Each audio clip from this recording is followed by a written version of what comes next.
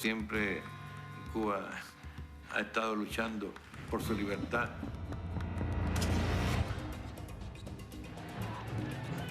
Murieron 100.000 personas. No pudo triunfar, pero cambió el país.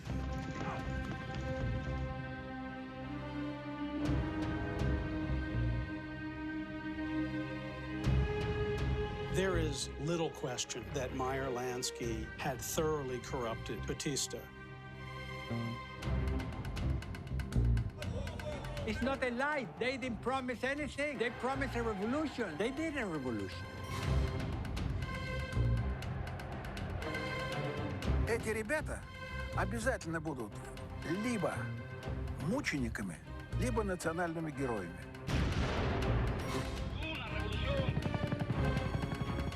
Fidel Castro.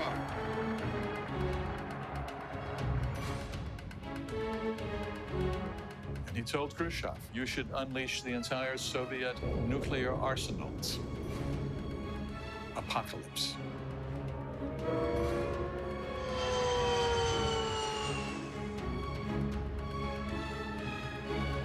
Kuba lässt sich nicht in die Knie zwingen.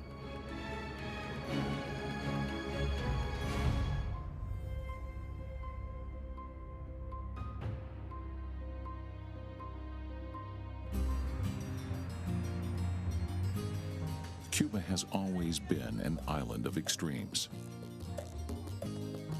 One big melting pot of karmas, cultures, and conflicts.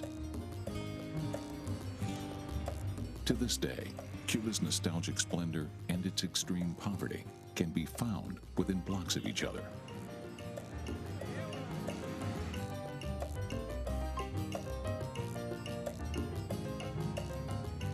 Even more glaring is the decades-old clash between Cuba's renowned seaside romance, often reserved for tourists,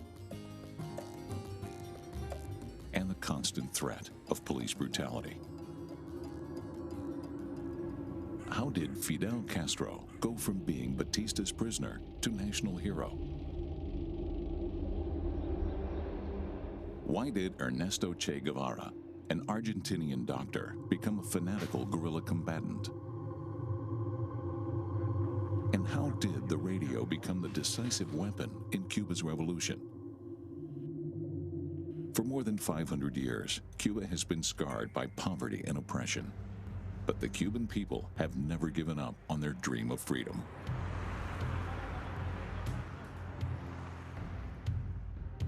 In 1953, Cuba was run by Army General Fulgencio Batista. He had seized power in a military coup. The mafia richly rewarded him in exchange for control of the island's hotels and casinos. Any opposition to Batista's rule was brutally squashed. Cuba is the biggest island in the Caribbean. Here, as elsewhere in South America, Bolivia, Argentina, and Colombia, the year 1953 was marked by severe political upheaval. Cuba, c'est une véritable poudrière. Au fond, c'est un peu l'anarchie, contrairement aux apparences. C'est-à-dire qu'il y a d'un côté l'impression d'une autorité un peu dure avec un dictateur à la Batista, donc qui était au pouvoir, à la solde des Américains. Mais en même temps, dans le pays, c'est un peu l'anarchie. C'est-à-dire qu'il y a un nombre de journaux extraordinaires, un pluralisme inouï. C'est pas la dictature qu'on nous raconte, c'est autre chose. Students, workers, and former soldiers were rebelling. Revolts were widespread, but more often than not, quickly fizzled out.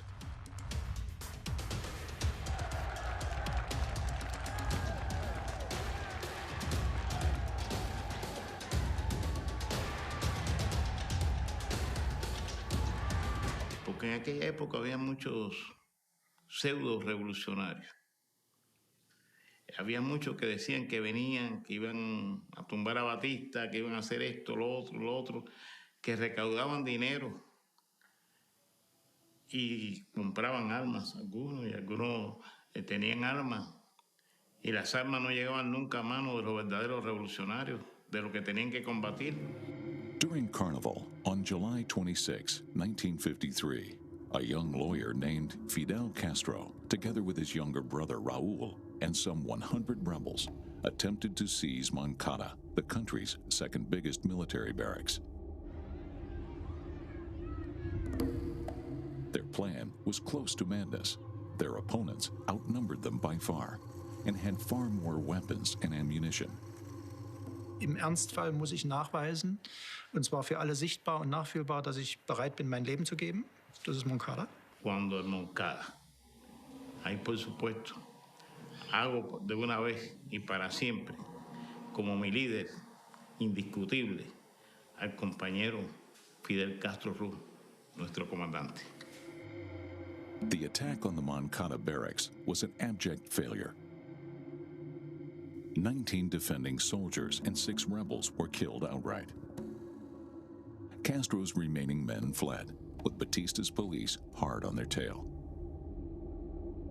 The pursuit became a bloodbath.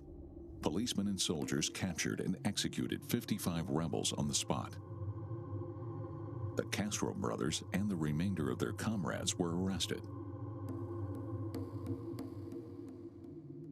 Fidel jamás logró un puesto electivo en la universidad. Siempre perdió. Nunca. Pero bueno, hizo el ataque al cuartel Moncada y eso fue una cosa muy importante en la historia cubana. On October 16, 1953, Fidel Castro was put on trial. Being a lawyer, he opted to act as his own defense attorney. Castro vehemently defended himself, with perhaps one of the most famous speeches ever given. He claimed that history would absolve him.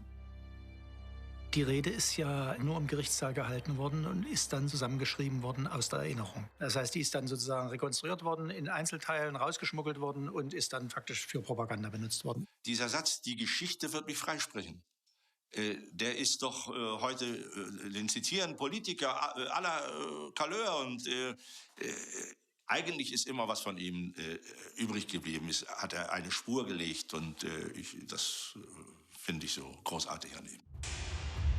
The court sentenced Fidel Castro to 15 years in prison. His brother Raul and other rebels were given sentences of 10 to 13 years. Castro's father-in-law, Rafael José Díaz-Balart, was a minister in Batista's cabinet. Castro's opponents and detractors claimed that only his intervention saved Castro from the death penalty. Díaz-Balart era ministro de Batista y habló con Batista y le dijo, mira, Fidel Castro está casado con mi hija y están matando a todo el mundo. Por favor, trata de que no los maten. Fidel Castro's wife, Mirta Díaz-Balart, divorced him while he was in prison in 1955. Their son, Fidelito, grew up with his mother. Nobody knew what was going to happen. My sister was around, you know, like, I remember maybe she had the child, and, you know, like, we trying to rescue her. In the streets of Cuba, Batista's police continued to crush any signs of revolt or rebellion. Prison, on the other hand, was relatively comfortable for the Castro brothers and their rebels.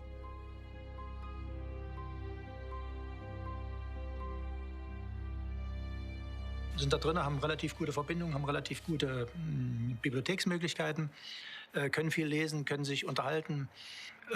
Und dann sagt Batista, der geliebt werden will, vor allen Dingen von den Müttern, zum Tag der Mütter auf Kuba ist ein extrem wichtiges Fest, lässt er ihn danach faktisch frei und sagt, er geht und dann ist er weg. After 18 months, President Batista declared an amnesty for the men and women who had attacked the Moncada barracks, despite the fact that they had killed several soldiers. Fidel Castro and his younger brother Raul were free men again.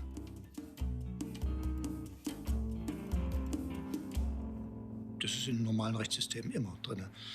Und vor allen Dingen in so relativ flexiblen lateinamerikanischen Verfassungssystemen kann der Präsident mit seiner Machtfülle kann der eigentlich alles machen und es gehört eigentlich zum politischen Ritual, Verzeihung auszusprechen. Fidel Castro celebrated his amnesty like a tremendous victory. Together with his brother and his comrades, he boasted he would leave Cuba for Mexico and prepare for a new revolution from there.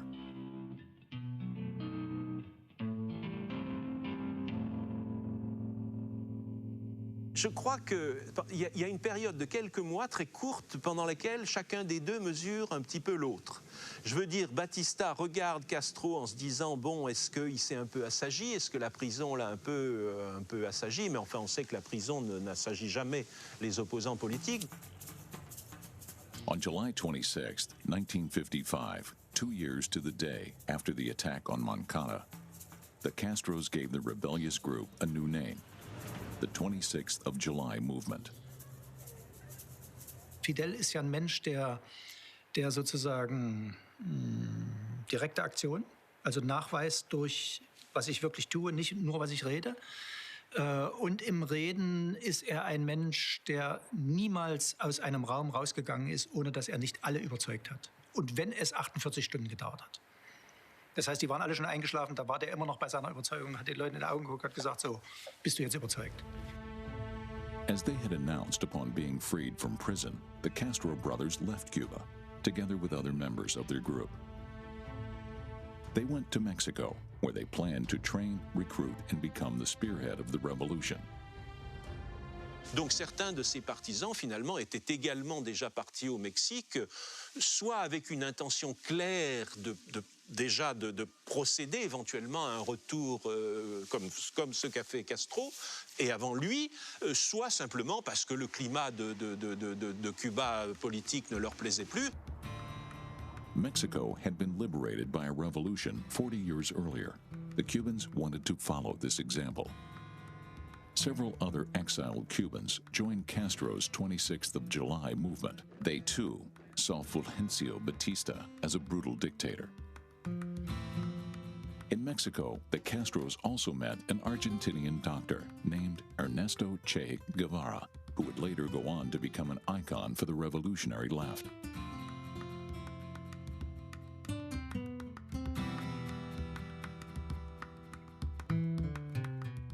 Fidel Castro et Che Guevara se rencontrent un soir chez des Mexicains plutôt favorables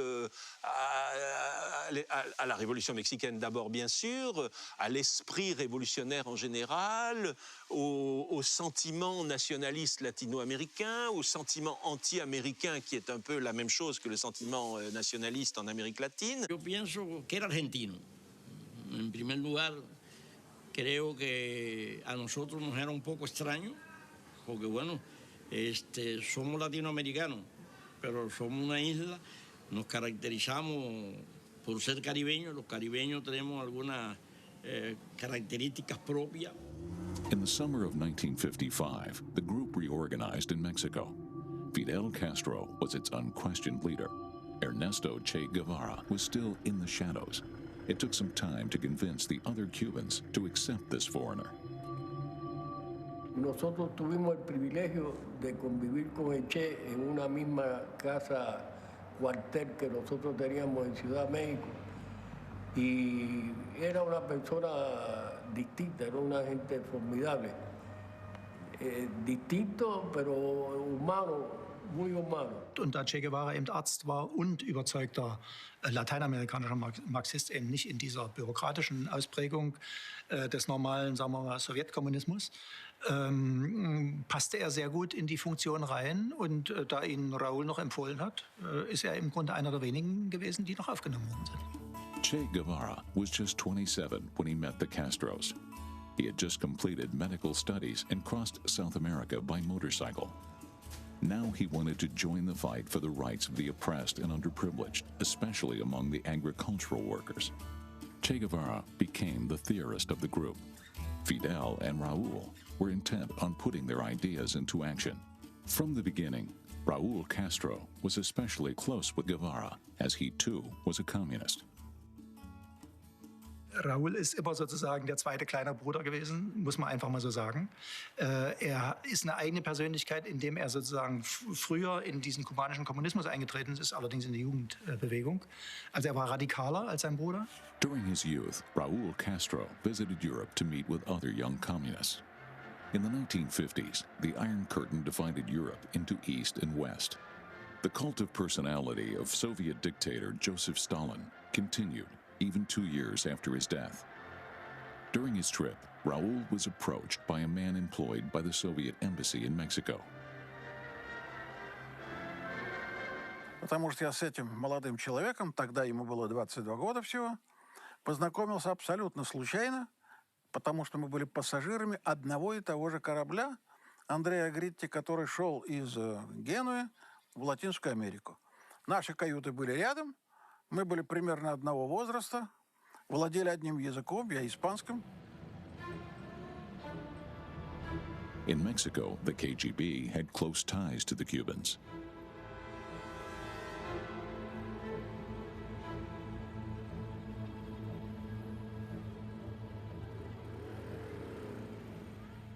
А уже через Рауля Кастро в Мексике я уже познакомился с Че Гевара и с Фиделем Кастро.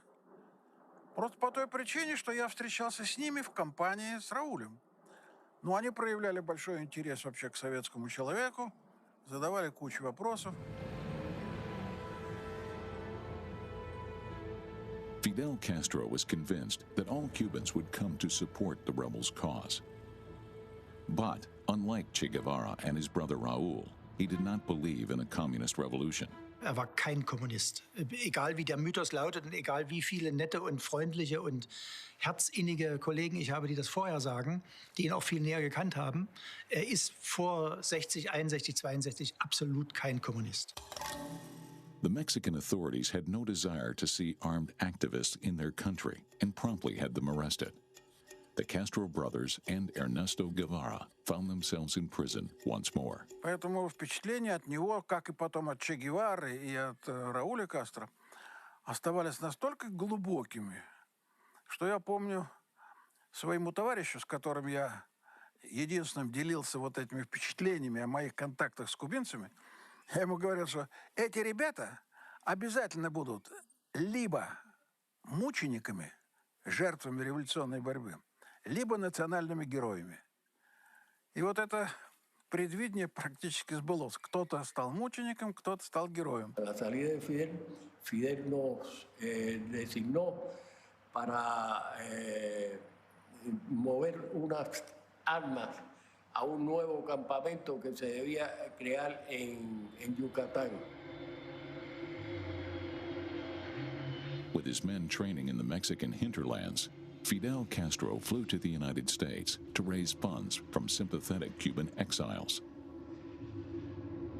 Фидель ездил по территории Соединенных Штатов, причем по тем самым городам, которые когда-то посещал Хосе Марти, собирая тоже деньги для революции против испанского колониального господства. Встречался с кубинскими мигрантами, которые постоянно живут в США, произносил речи, объяснял свою программу, и потом клали шляпы и говорят, ну кто может помочь революции, да? Давайте. In 1956, Fidel Castro used the money he had collected to buy a boat for their trip back to Cuba. He bought the Granma, a 60-foot cabin cruiser, from a sympathetic arms dealer. To the Cuban rebels, the boat came to be known as Granma. Today, it is one of the revolution's most celebrated monuments, on public display in a museum.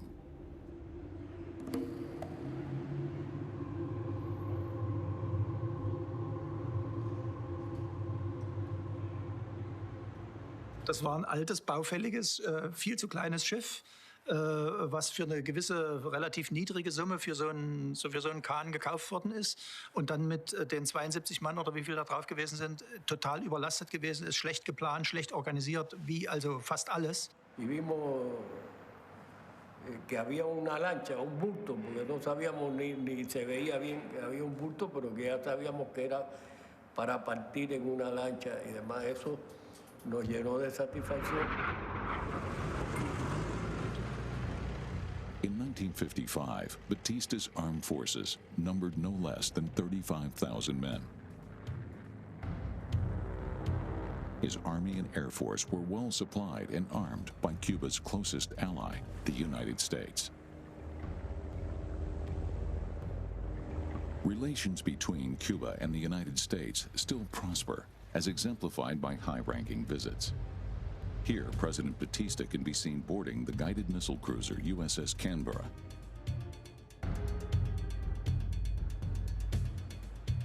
But Castro was not intimidated by such odds.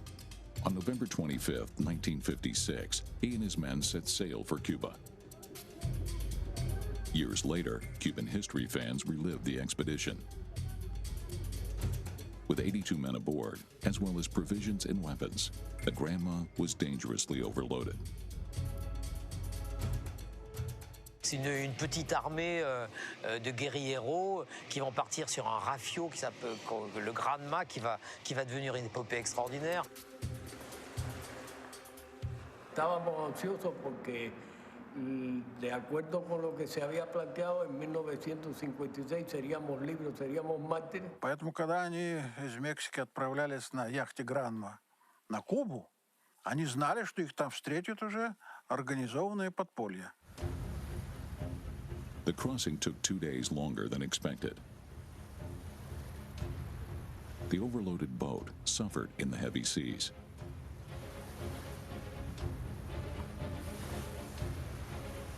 Tuvimos casi 4 días debajo de una tormenta muy pesada. Allí se mareó casi todo el mundo. Yo creo que fueron muy pocos, si fueron algunos los compañeros que no se marearon.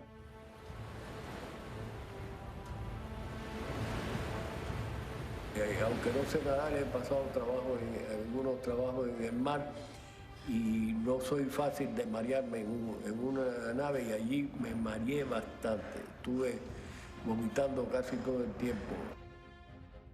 After 7 days at sea, the Granma reached a bay in southeast Cuba, the beach of Las Coloradas. Today, the entire region is a national park and is called Granma Province, after the boat and its landing on December 2nd, 1956. Castro's landing has been staged time and time again, such as seen here in a Soviet television feature. Under cover of darkness, 82 guerrilleros, among them Fidel and Raúl Castro, set foot on solid ground.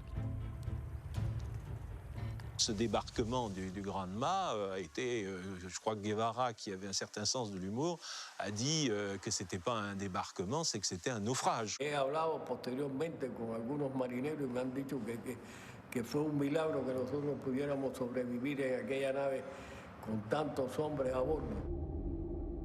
Because of the delay, Fidel Castro's reinforcements in Cuba had left again. The men were on their own. Il ne prévient pas naturellement du jour de son retour, mais effectivement, pour donner un retentissement à son action, pour pas que ça tombe un petit peu inaperçu dans les solitudes de l'orienté cubain, il lance quelque temps avant un manifeste en disant, en gros, nous reviendrons, donc évidemment ils ne disent pas le jour, pour renverser le tyran, si vous voulez. Donc d'une certaine façon, comment dirais-je, le tyran est prévenu. Instead of their comrades, the Granma crew find themselves face to face with soldiers from Batista's army.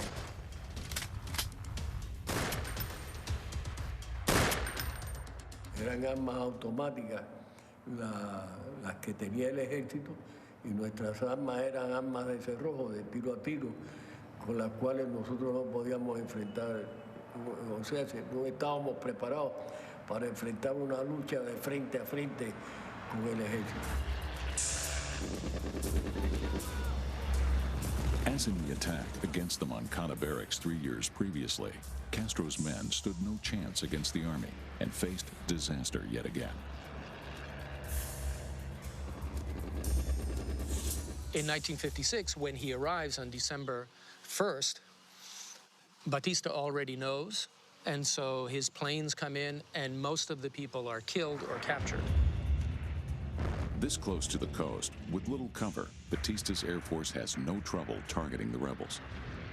Por la mañana empezaban a bombardear y a ametrallar toda la zona por la que nosotros estábamos.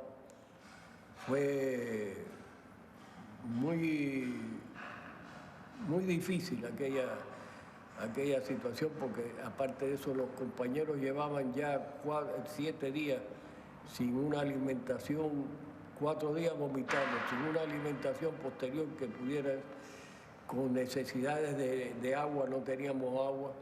Y entonces un día me despierto con que Fidel había desembarcado por Oriente, y yo miro el mapa, ¿no? Y digo, uy, la Sierra Maestra está aquí, el mar está aquí, y Fidel está aquí. Eso es un fracaso, nos matan a todos. After the Grandma's landing at Los Colorados, most rebels were indeed killed in the fighting, which took place at Alegría de Pio.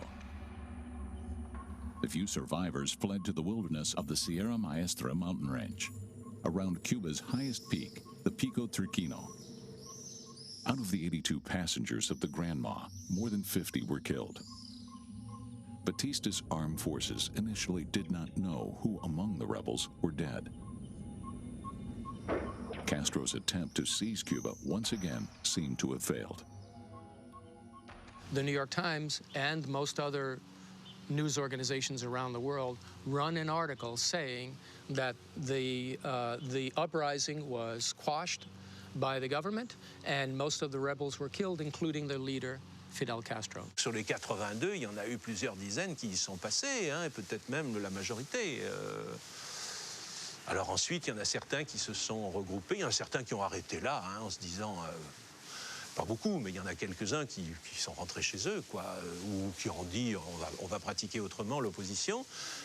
Il y en a un certain nombre, par contre, qui ensuite, progressivement, au fil des jours, se sont un petit peu regroupés et ont convergé vers un endroit qui avait évidemment été préparé, enfin, ou en tout cas prévu, et c'est le début de la geste de la Sierra Maestra. No todos los días se comía. Ya, se comía el día que se podía, el día que no se podía no se comía. Once again, as after the Moncada attacks, the Castro brothers had eluded death, as had Ernesto Che Guevara. They hide in the remote jungle, living off the land and keeping as low a profile as possible. Castro knew that he had to regain strength and recruit new men before continuing his revolution. Cuba was censored. There was no free news, so nobody knew what was happening. The government was saying, oh, we killed everybody in the Sierra Maestra, we killed Fidel Castro. These were communists that were trying to take over Cuba. On February 24th, 1957, a front-page article in the New York Times announced Fidel Castro's survival. Through contacts in Havana, he had managed to smuggle in New York Times journalist Herbert Matthews. What Matthews actually writes in this article, now it's a series of 3 articles.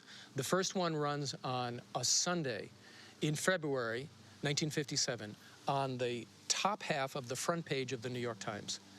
Probably the biggest setting for a news event anywhere in the world at that time. All right, so he's getting coverage all around the world. Matthews in the article presents Fidel as a Robin Hood who only wants to help the people, doesn't want any power for himself, wants to restore the constitutional government, and is a friend of the American people. Matthews' articles in the New York Times give a boost to the 26th of July movement and make an almost mythical figure out of Fidel Castro. It is said that Castro sent his 18 soldiers in circles through the jungle to make Matthews believe he had a far bigger army.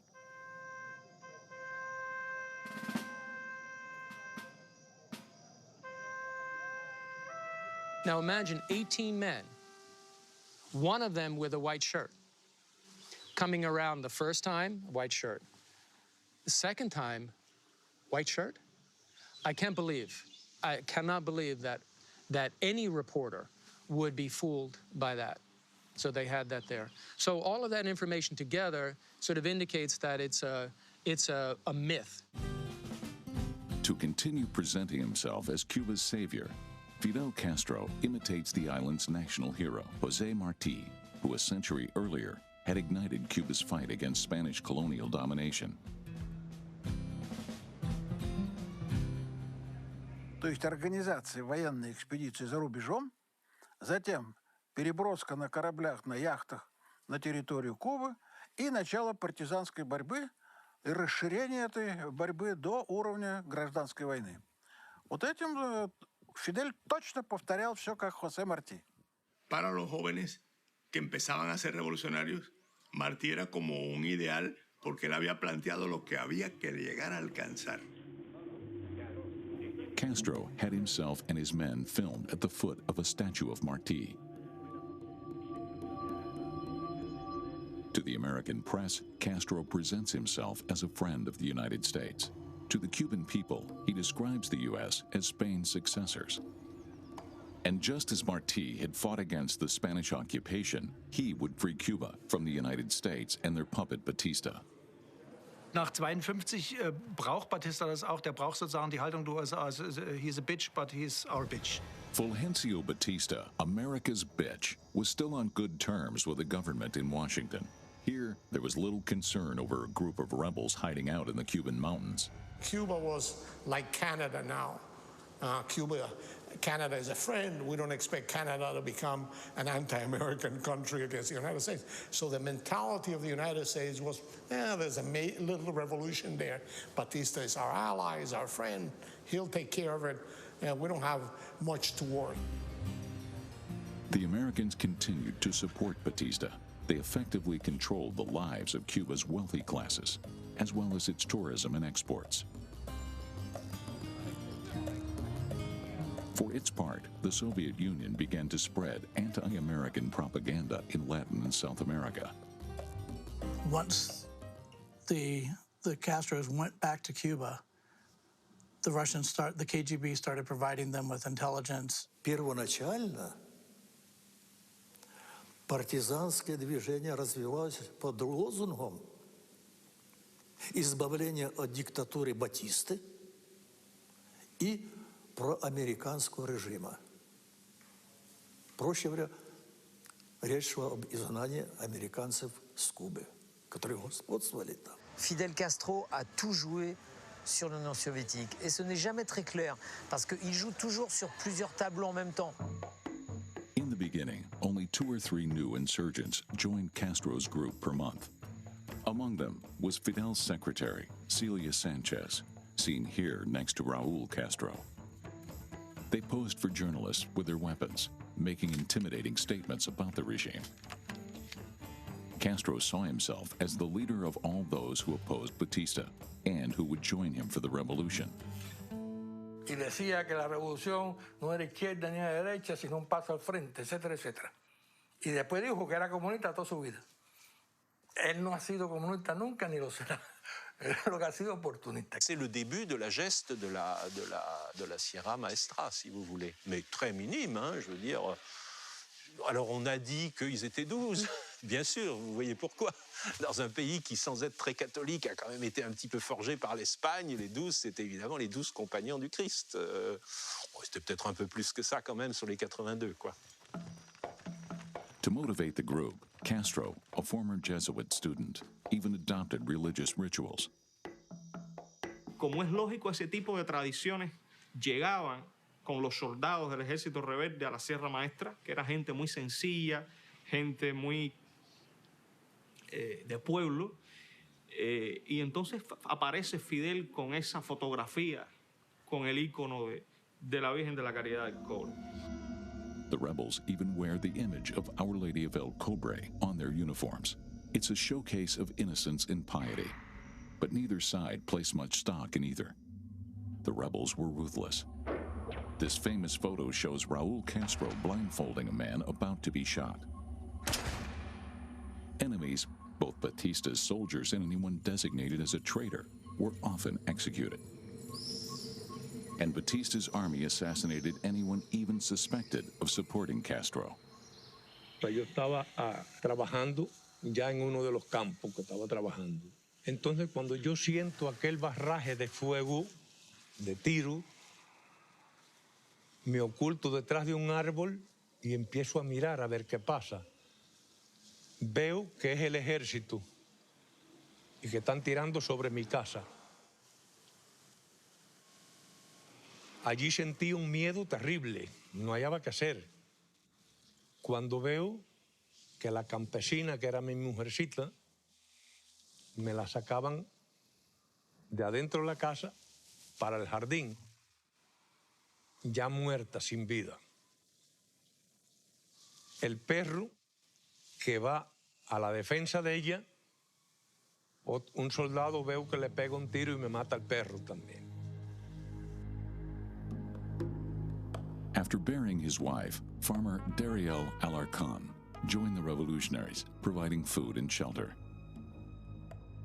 Fidel Castro a eu soit l'habileté, soit l'humanité de se comporter d'une façon décente vis-à-vis de ces gens-là. En gros, il a assez vite trouvé un bon complément de troupes qui a fait que cette guérilla, qui a commencé de façon lamentable, s'est quand même assez vite organisée d'une façon qui a pu fonctionner. As before, Fidel Castro's biggest successes come not in battle, but from his propaganda. Déjà, Fidel Castro, il comprend, on est dans les années 50, ce sont les débuts de la télévision, donc de l'ère médiatique, et il fait partie de ceux qui ont compris qu'on gagne en politique en jouant sur les médias. It is not the same to fight for liberty as to fight against it. All the people of the Sierra Maestra are with us. We have struck the start of the revolution. We gladly suffer cold and rain and the hardship of life in the mountain. This is only the beginning. The last battle will be fought in the capital. You can be sure. Castro's movement was but one among several opposition groups. In Havana, numerous opponents to Batista, among them unions and opposition parties, were working in secret. But the dictator was not intimidated. He even claimed to have no opposition at all. There were strikes, there were demonstrations, there was terrorism, there was violence in the cities of Cuba. So it was a movement, anti-Batista movement. Nobody was a great supporter of Batista, so a lot of people joined the anti-Batista movement. Y todo esto fue generando un estado de inconformidad, de lucha, y lo que se trató de obtener por medio del diálogo, por medio de las conversaciones, de la vía pacífica, no hubo otra alternativa que ir a las armas, a la vía violenta. On February 26, 1958, an international motorcar Grand Prix was held in Havana in front of spectators and journalists from around the globe. The race favorite, Argentinian superstar driver Juan Manuel Fangio, went missing before the race. L'opposition cubaine de la Havane capture Fangio, non pas naturellement pour lui faire un mauvais parti, mais simplement pour fournir une caisse de résonance à leur aventure. The police were puzzled, and the press had a field day. Castro's sympathizers had kidnapped Fangio. They released him the following day. Fangio broadcast that he had been very well treated and did not hide his support for Fidel's cause. The publicity is so positive for Fidel that even those incidents that might have turned people away from him are overlooked.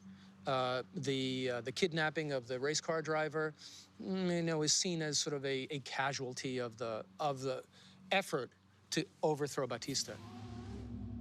Castro became a media star among the various dissident groups, but no one outside the Sierra Maestra knew how tiny his army really was. Cuando yo llego al grupo donde está Fidel, que era todo el ejército rebelde, yo hago el número 63. Armamento había muy poco. La mitad de los hombres estaban desarmados. O sea que ya el grupo había crecido, porque cuando había estado todo el grupo en mi casa eran unos 40 hombres, ya habían 60 y tantos. De ahí yo me incorporo, yo no tengo experiencia de nada. Entonces me pusieron de ayudante de una ametralladora. Yo era la ametralladorista de Camilo Cienfuegos. Camilo Cienfuegos was one of the Cuban exiles who had joined Castro's movement in Mexico. Before going into exile, he had been shot by Batista's police forces during a protest. During the fighting in the Sierra Maestra, he rose to become one of the group's main military leaders. Clashes against the army were frequent as Castro's movement grew in size and strength.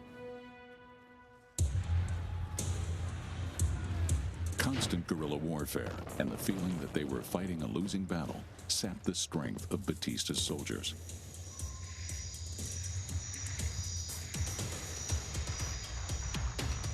Even though they still outnumbered Castro's movement by far, Batista's forces never attacked Castro's headquarters on Pico Turquino, proof for Castro's group of their superiority.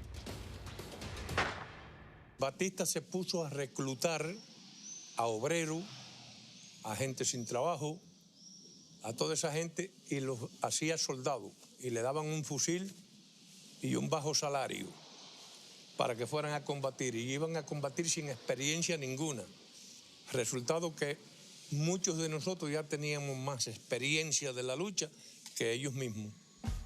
Batista had at least 35,000 soldiers, not counting the police and secret services. The rebels, meanwhile, posed proudly for the journalists, confident of their ultimate victory.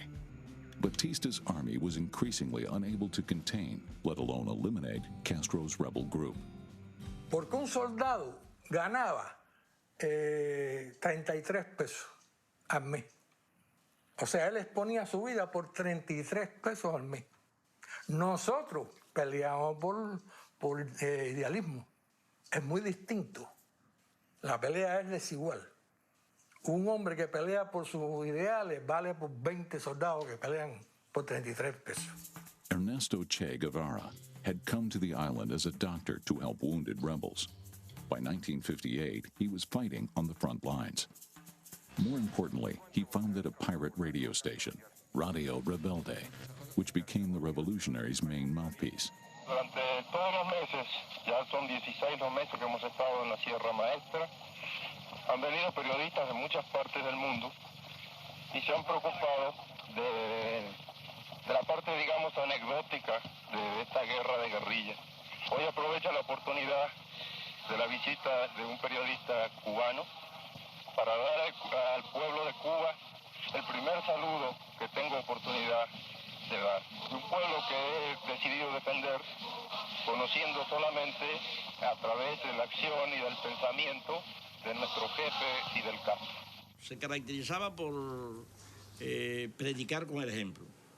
Y para él, la fuerza del ejemplo tenía una importancia extraordinaria para educar y para exigirle a la gente, pero exigirle porque yo era capaz de cumplir. O sea, no te voy a decir sino vamos a hacer. Entonces, esta cosa le daba realmente un poco de autoridad moral en el combate. Thanks to Che Guevara's Radio Rebelde, more and more Cubans listened to news of Fidel Castro and the movement's successes. Hundreds joined the group until in the summer of 1958, Castro feels strong enough to go on the offensive. Cuando ya llegamos al primer trimestre del año 58, nos sentíamos muy fuertes. Ya nos sentíamos muy fuertes. Ya teníamos creadas unas cuantas columnas. The press campaign was also aimed at the United States. There was a growing interest in helping the Cuban Robin Hood. In the United States, the impact is that people begin to see Fidel in a heroic light and Batista in a negative light. Eventually, in 1958, it leads to the U.S. Congress making the decision to stop all arms shipments to Cuba and leaving Batista without the support. Fidel Castro gives the order to launch the offensive. His group, numbering several hundred men, split in two, with half marching east and half west. Fidel and Raúl Castro left Pico Terquino with 2 units and headed for Santiago. 2 other groups, commanded by Che Guevara and Camilo Cienfuegos, marched north towards Havana. The Cuban army had mobilized all its forces to counter the action, which Castro had announced on the radio. Y por lo tanto, el ejército había concebido una operación, FF se llamaba, Fin de Fidel, ¿entiendes? Que era una operación con más de 20.000 soldados entre todo el frente y avanzaron para aniquilar las guerrillas. July 1958 saw an 8-day gun battle. Once more, Castro's men were on the verge of defeat and had to withdraw, only to announce on the radio they had won the battle. Fidel Castro, c'est le roi de la manipulation médiatique. Il est déjà dans une logique de storytelling, Fidel Castro. Il est avocat, c'est un rhétoricien, c'est un homme qui sait raconter une histoire. Et il la raconte très très bien, ce qui fait qu'il arrive à tromper son monde. Et des opérations les plus médiocres, avec lui, deviennent des épopées. Castro's rebels had once again run from Batista's army, but their radio station called it a glorious victory. News of this was repeated continuously on Radio Rebelde. Since the army apparently was unable to kill or even stop Castro, the people of Cuba started to believe him. The other half of Castro's troops, meanwhile, fared much better. Led by Che Guevara, the rebels captured an armored train carrying weapons in the city of Santa Clara. It was the rebels' greatest military victory and led to many of the defeated soldiers joining Guevara's troops. In eastern Cuba, meanwhile, Fidel and Raúl Castro marched the remainder of their troops towards Santiago. Ya teníamos toda la parte oriental en guerra y nos sentíamos un poco dueños ya de toda aquella situación.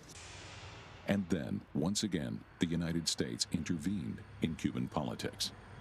As Batista was no longer in control, the American ambassador asked him to resign and be replaced. Batista s'aperçoit que c'est fichu, quoi. Et donc, dans la nuit du 31 décembre au 1er janvier, avec un petit peu ses copains, ses ministres, ses cronies, comme on dit en anglais, s'envolent pour Saint-Domingue, c'est-à-dire pour le tyran le plus proche, le dictateur, le dictateur le plus proche. The era of Fulgencio Batista was over. The dictator fled with his closest allies and $300 million in cash. The United States, however, did not manage to designate a successor. On January 1st, 1959, Fidel Castro and his rebels took the town of Santiago without meeting any resistance. The units of Che Guevara and Camilo Cienfuegos, meanwhile, marched on the capital. Recibimos las órdenes, o recibió Camilo las órdenes, de partir hacia La Habana, cuando ya se daba por seguro de que Batista huía, abandonaba el poder. The Cuban state was disintegrating, but there were still 15,000 soldiers and considerable police forces in Havana. Many people expected a coup from one of Cuba's generals or a senior police officer.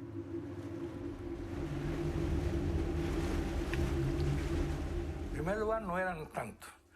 Un dato que te voy a dar que casi nadie cree. El 1 de enero de 1959, el primer día del triunfo, nosotros en La Habana éramos menos de 300. Y nacionalmente no llegábamos a los 1,000. It's not that Castro defeated the Cuban army, it's that the Cuban army collapsed internally, demoralized, didn't want to fight, didn't want to continue to support Batista. So you had a collapse of the institutions, the army of Cuba, and then Fidel was able to enter Havana. In both Santiago and Havana, army and police offered no resistance to the victorious rebels. Castro's movement, along with the other opposition forces, joyously celebrated their victory. Fidel tenía 500 y pico guerrilleros Con esto te estoy diciendo que si los batistianos hubieran querido pelear y los ricos estos dueños de cosas, todavía estuviéramos tirando tiros en La Habana. Castro's 26th of July movement declared itself Cuba's liberators and seized power.